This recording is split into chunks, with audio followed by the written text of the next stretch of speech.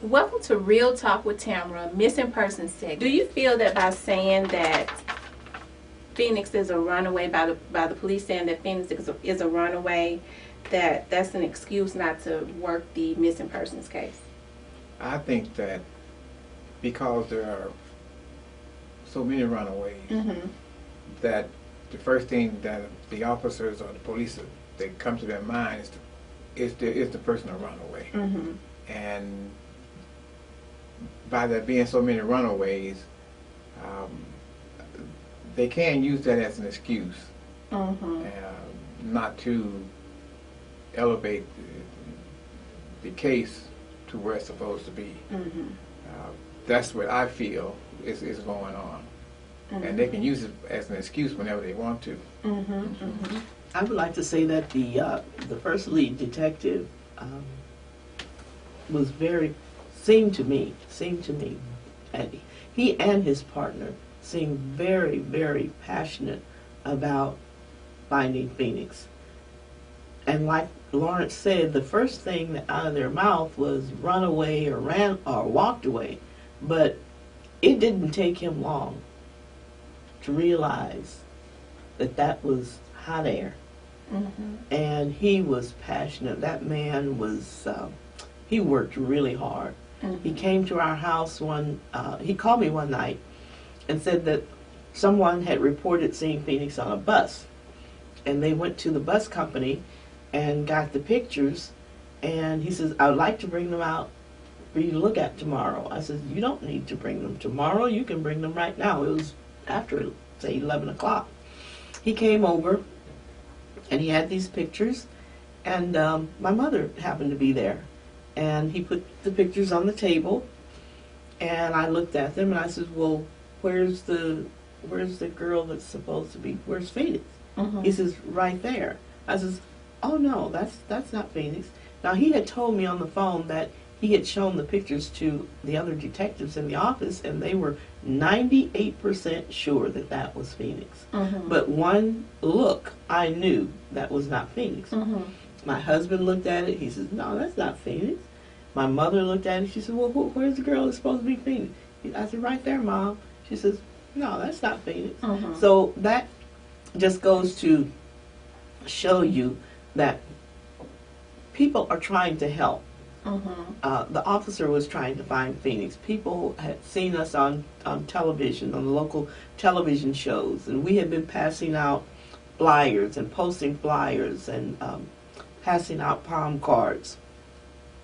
People were really trying to help, and there are people who resemble each other. We don't all look alike, but we have Phoenix. There are several girls in the St. Louis area who resemble Phoenix a lot. Two in particular. One girl I saw when I was leaving Walgreens, and she was coming in, and I went back in and I followed her, and I knew it wasn't Phoenix because she was taller and she was slimmer than Phoenix. And there was another thing about her that you know, but at first glance I'm like, that's Phoenix, but it wasn't. Lawrence has seen a girl in East St. Louis, and people have told us, oh, I've seen this girl when we showed them the palm card. I've seen her. She's always with this guy in a black Escalade. I've seen her. We have talked to people who said that they saw Phoenix in East St. Louis, in different parts of East St. Louis. And one day I was out passing out flyers, and Lawrence said he saw this girl come out of a house behind us, and at first glance he thought it was Phoenix. He turned around and he realized it wasn't, and she got in a black Escalade. So that just goes to show that the people who were seeing this girl who looked like Phoenix really thought it was Phoenix, because Lawrence mistook her for Phoenix himself. So, did Phoenix have a boyfriend that you know of? we didn't know that she had a boyfriend, but after she didn't come home, I think it was either the next day or 2 days later, I called one of her friends, and she told me something, and she told me something that was very, very alarming, that we didn't know. And I asked her, I said, well, do you think he knows where Phoenix is? And she said, yes. If anybody knows, he does. I said, well, would you talk to him for me? And it took her a while, but she did call back, and she says, he said he didn't know where Phoenix is. I says, do you believe him? No, ma'am. I could hardly get the words out. Do you believe him? She said, no, ma'am. I said, why not? Because he's a big liar. Okay. My response to that was sort of like you, huh? So, if I back up a minute, we did find out about him. It was a secret, and Phoenix is not prone to secrets. She never has been prone to that. So, this secret, I do not believe was her, to keep it a secret, was her idea. It's possible that it was, because anything is possible, but it was out of character for her.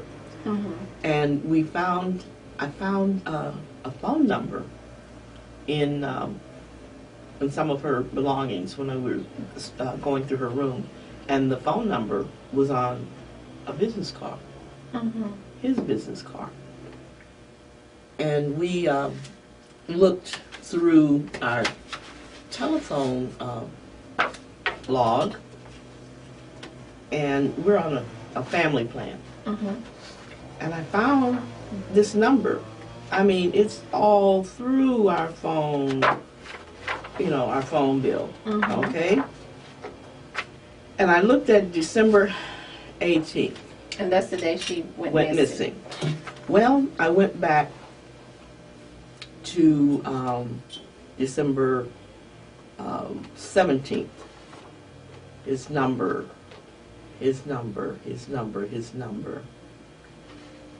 You see how many times the same number?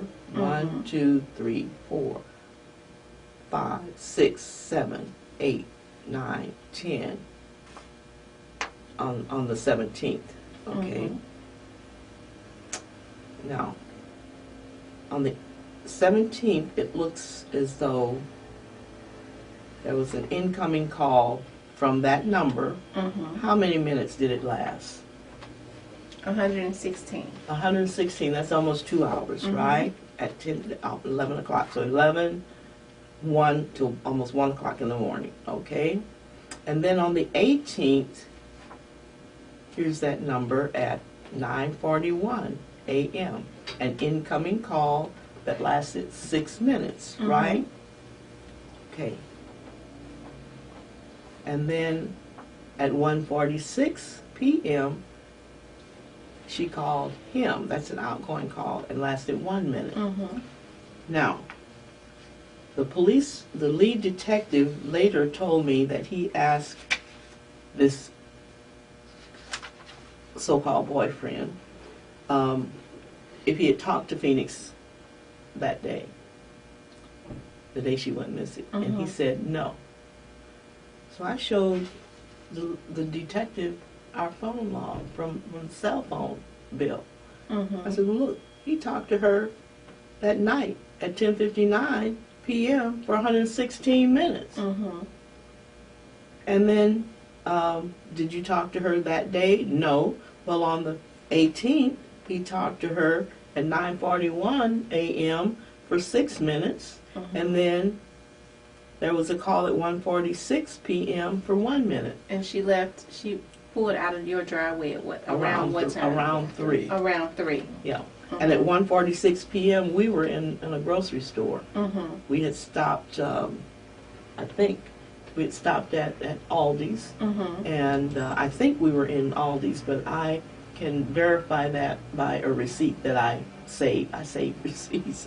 I can go back to the receipt where I bought groceries on the 18th after we came from church. Mm-hmm. But he told the detective that he did not talk to Phoenix that day, but you can see that there's a 6-minute phone call. Mhm. Now, do you pick up the phone and now that is an incoming call. Mm-hmm. Does somebody call you on your cell phone, just hold the phone for 6 minutes? No. Okay, No.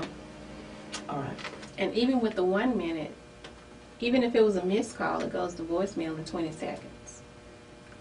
Well, we found out on T-Mobile that those show up as 1 minute. Okay. All right. All right. Have you all received any anonymous calls from people claiming to know anything about Phoenix? We have received so many calls about people, sightings of Phoenix. We've received phone calls from people. One in particular it was a Sunday, I believe, February 14th, we did a radio show in St. Louis, and when we got home, there were 2 messages on the answering machine from people who had heard the radio show. One was in particular from a young lady who said, she said, Mr. Coldon, I was just compelled to call you after I heard your story about Phoenix on the radio. And she told me about an incident that had happened to her in East St. Louis approximately 2 or 3 years prior to the time that we were talking. And she said that she lives in St. Louis, she said, and she was over in East St. Louis, and she came to either a stop sign or a signal light. And she was waiting either for the traffic to clear or for the light to change. I'm not sure which. And she said, Miss Coldon, it happened so fast. This car pulled up beside me and a man jumped out, and evidently my door was unlocked, and he opened the door, reached in and put my car in park real quick and grabbed me and threw me in the car, and they took off with me. This is East St. Louis. So her car was left in the middle of the street with the keys in the ignition, motor running, and the door. She said she don't know if they closed the door or not, but the door was open. Sound How did familiar? she manage to get away? Okay, she said that they took her somewhere. She didn't know where at the time, but she said she was raped numerous times, and they held her, and they beat her, and they were trying to coerce her to prostitute for them, and she refused. She said they drugged her and they kept raping her, and she said one day all of them left except one guy who was supposed to be guarding her, and she said he got drunk. Mm-hmm. And I took that opportunity and I got out of there. Mm-hmm. And she said, I didn't know where I was. I just ran to the nearest house and I asked this lady to call the police, and the police came and they took me to the hospital. They only have one hospital over there, Miss Coldon, and they took me to that hospital. And she said, later I found out that it was a house in Allerton, Illinois, which is right outside East St. Louis. And I said, well, what did the police do?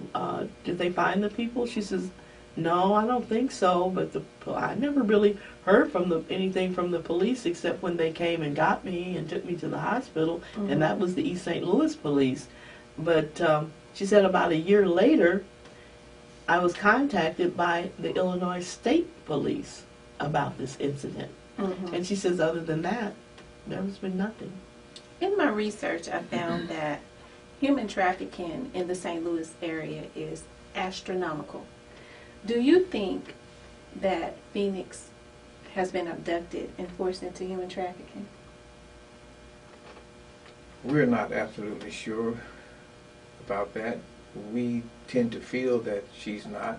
Mm-hmm. That's what we want to believe, that she's not been forced into human trafficking. Mm-hmm. Mm-hmm. Okay. Have there been any leads at all? There's been numerous leads, numerous. Mm-hmm. It's just too numerous to even go into detail, but we can't go into detail because it is an ongoing investigation. Mm-hmm. There have been numerous leads, yes. We have followed some of those leads ourselves. Mm-hmm. We have been to, Lawrence went to California once, I went to California once, alone. We have been to Tennessee, we've been to Georgia, we've been to Texas twice, Mm-hmm. twice to Texas. In your leads that you got. Yes. Okay, I'm gonna stop you right there. Okay. We're gonna take a break and we'll be right back.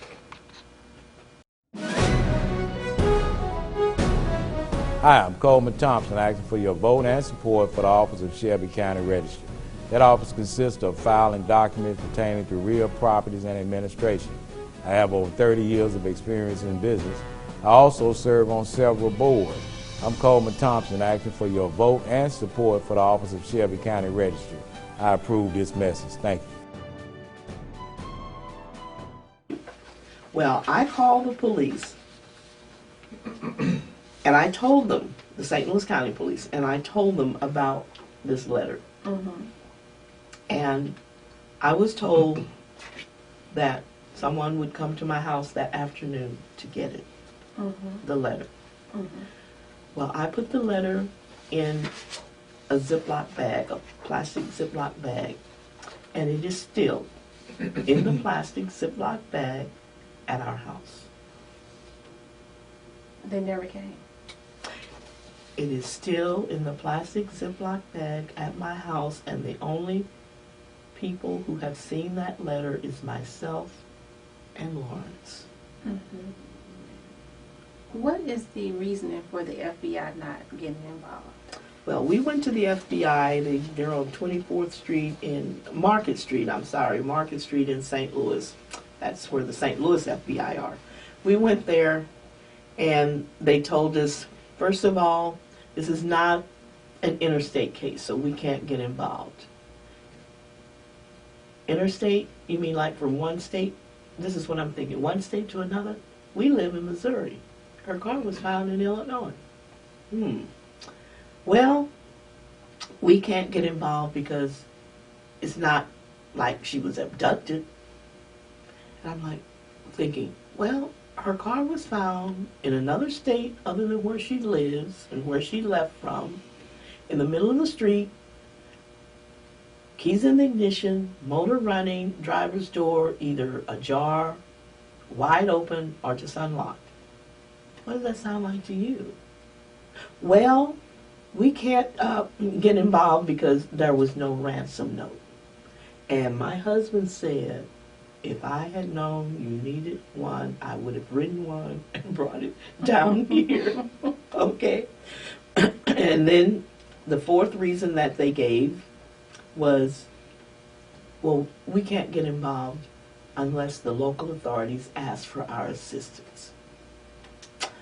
I got so upset, I got up and I went out in the lobby because I didn't want them to see me crying. Mm-hmm. But I just broke down. So a little while later, I went over to the marshals, the U.S. Marshals in East St. Louis, and I spoke with the marshal in charge there, who was very receptive to me, very receptive. I really appreciate that. And his response to everything I told him was, well, we can't look for somebody unless somebody asks. But you did ask, didn't you? I said, yes, I did. Then I went up that same day to the FBI office in Illinois, which is in right outside East St. Louis. And I spoke with an agent there and explained the situation. And now we have 4 reasons from the agents in Missouri why they can't get involved. And his explanation for why the FBI couldn't get involved was, we don't know that she was in the car when it came to Missouri. I says, aha.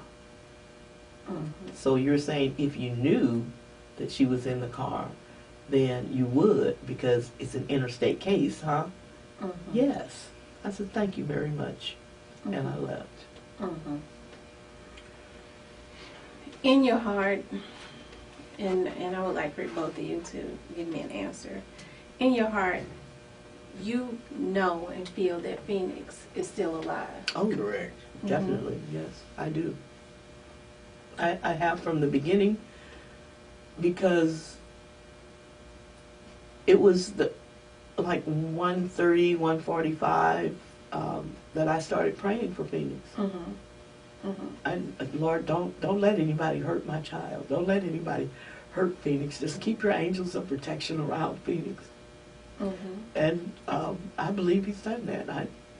I believe Phoenix is alive, and the angels are protecting her, so nobody can hurt her.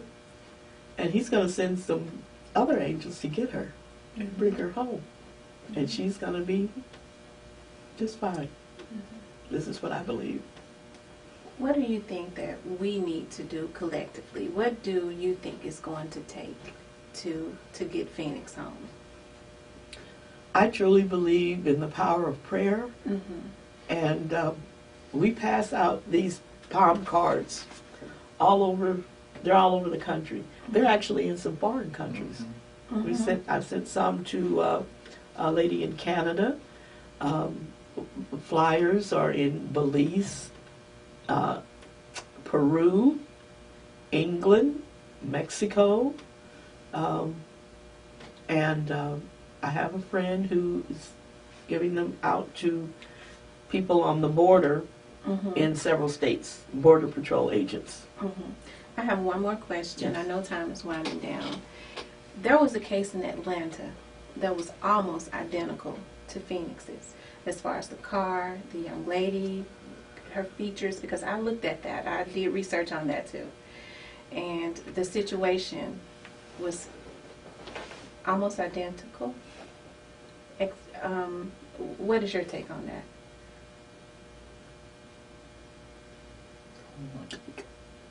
We have our theory as to what happened. What was reported in the media about Stacey English and the way she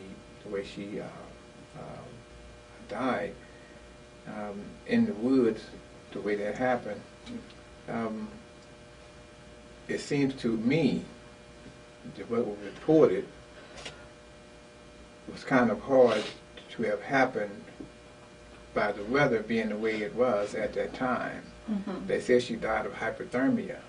She was found in a hole where like a tree had fallen over in the woods, and there was a hole, and she was found in that hole. And it seemed rather strange to me that you would fall into a hole and not knock yourself out, to have a bruised head or a cracked skull or something, and in order to fall into a hole and die. But they said it was hypothermia. They couldn't find any types of bruising, scarring, or wounds or anything on her. And so they said she died of hypothermia. It's a strange case to me, and I can't believe what they reported. Because I have to say, in my research, they may have had some of the, well, at least one of, somebody in common. I'll say that. I'll say that. We're close to the end. Is there anything in closing that you all would like to say to the audience? I would like people to please pray for Phoenix. Pray that the Lord will keep his angels of protection around Phoenix, so that no hurt, harm, or danger will come to her. And that this be the season for Phoenix to come home. Please pray that the Lord will send his fiercest, bravest, and most skilled human warrior angels to bring Phoenix home safe and sound of mind and body in this season. I know the Lord works in his own time, And I ask his forgiveness for my human impatience. And I know he's forgiven me and he understands because the Lord came here in human form and he knows how it feels. He knows how it feels to suffer. And I'm not talking about our suffering. I know Phoenix is suffering too by not being able to go to church, to play her piano. She hasn't played her piano. Mm-hmm.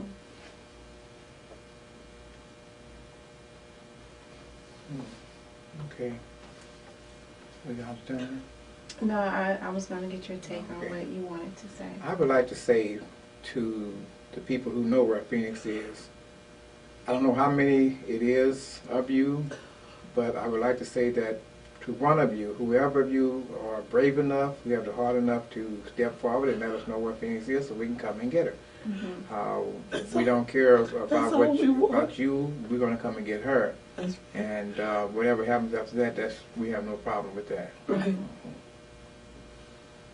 Did you want to say something else? Okay. Oh, thank you. You're welcome. I want to thank Mrs. and Mr. Coldon for coming all the way from St. Louis to Tennessee to speak about Phoenix Coldon, who has been missing now for 2.5 years. When I decided to do this show, I did a lot of research, and my heart goes out to this family. If anyone knows, and in my research I want to say, although we're praying that it's not, I found that human trafficking is astronomical in East St. Louis. It is. If anyone knows anything about Phoenix Coldon, please call the St. Louis Police, call the FBI, call Crime Stoppers, call her parents. We want to get Phoenix home to her parents so that she can continue her life. Thank you. Thanks for tuning in to Real Talk with Tamra. Until next time, God bless us all. Thank you. Call United Bonding Company at 577-1138. United Bonding Company is ready to serve you 24 hours a day with prompt, discreet, honest service. Our office is conveniently located across the street from the Criminal Justice Center at 201 Poplar Avenue.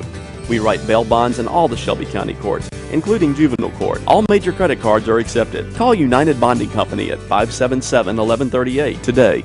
Thank you, ma'am. You have a nice day. United Bonding Company, where good service with honesty and integrity comes naturally. United Bonding Company.